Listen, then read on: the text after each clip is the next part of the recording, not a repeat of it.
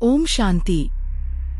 अपने सारे दिन की बातचीत में मनुष्य प्रतिदिन न जाने कितनी बार मैं शब्द का प्रयोग करता है, परंतु यह एक आश्चर्य की बात है कि प्रतिदिन मैं और मेरा शब्द का अनेकानेक बार प्रयोग करने पर भी मनुष्य यथार्थ रूप में यह नहीं जानता कि मैं कहने वाले सत्ता का स्वरूप क्या है, अर्थात मैं शब्द जिस वस्तु का सूचक है वह क्या है। आज मनुष्य ने साइंस द्वारा बड़ी बड़ी शक्तिशाली चीजें तो बना डाली है, उसने संसार की अनेक पहेलियों का उत्तर भी जान लिया है और वह अन्य अनेक जटिल समस्याओं का हल ढूंढ निकलने में खूब लगा हुआ है, परंतु मैं कहने वाला कौन है, इसके बारे में वह सत्यता को नहीं जानता, अर्थात वह स्वयं को नहीं पहचानता। आज किसी मनुष्य से पूछा जाए कि आप कौन हैं, तो वह झट अपने शरीर का नाम बता देगा अथवा जो धंधा वह करता है वह उसका नाम बता देगा।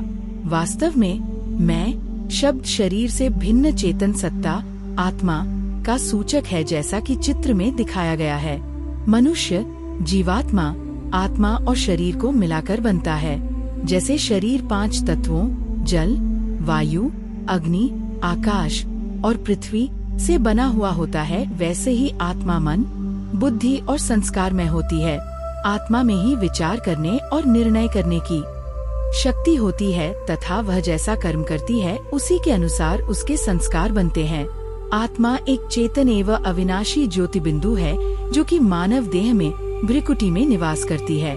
जैसे रात्रि को आकाश में जगमगाता हुआ तारा एक बिंदु सा दिखाई देता है, वैसे ही दिव्य दृष्टि द्वारा आत्मा भी एक तारे की तरह ही दिखाई देती है। इसीलिए एक प्रसिद्ध पद में कहा गया है, भ्रिकुटी में चमकता है एक अजब तारा, गरीबानू साहिबा लगदा ए प्यारा। आत्मा का वास भ्रिकुटी में होने के कारण ही मनुष्य गहराई से सोचते समय यही हाथ लगता है। जब वह यश कहता है कि मेरे तो भाग्य खोटे हैं, तब भी वह यही हाथ लगता है। आत्मा का यहाँ वास होने के कारण ही भक्त लोगों में यहाँ ही बिंदी अथवा तिलक लगाने की प्रथा है। यहाँ आत्मा का संबंध मस्तिष्क से जुड़ा है और मस्तिष्क का संबंध सारे शरीर में फैले ज्ञान तंतुओं से है। आत्मा ही में पहले संकल्प उठता है और फिर मस्तिष्क तथा तंतुओं द्वारा व्यक्त होता है। आत्मा ही शांति अथवा दुख का अनुभव करती तथा निर्णय करती है और उसी में संस्कार रहते हैं। आत्म मन और बुद्धि आत्म से अलग नहीं है, परंतु आज आत्मा स्वयं को भूल कर देह, स्त्री, पुरुष, बूढ़ा, जवान इत्यादि मान बैठी है। यह देहाभिमान ही दुख का कारण है। उपरोक्त रहस्य को मोटर के ड्राइवर के उदाहरण द्वारा भी स्पष्ट किया गया है। शरीर मोटर के समान है तथा आत्मा इसका ड्राइवर है, अर्थात जैसे ड्राइवर मोटर का नियंत्रण करता है उसी प्रकार आत्मा शरीर का नियंत्रण करती है। आत्मा के बिना शरीर निष्प्राण है, जैसे ड्राइवर के बिना मोटर। आत्म परमपिता परमात्मा कहते हैं कि अपने आप को पहचानने से ही मनुष्य इस शरीर रूपी मोटर को चला सकता है और अपने लक्ष्य गंतव्य स्थान पर पहुंच सकता है।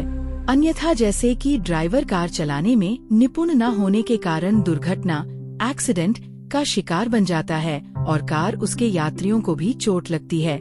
इसी प्रकार जिस मनुष्य को अपनी पहचान नहीं है वह स्वयं तो दुखी और अशांत होता ही है, साथ में अपने संपर्क में आने वाले मित्र संबंधियों को भी दुखी व अशांत बना देता है। अतः सच्चे सुख व सच्ची शांति के लिए स्वयं को जानना अति आवश्यक है। ओम शांति।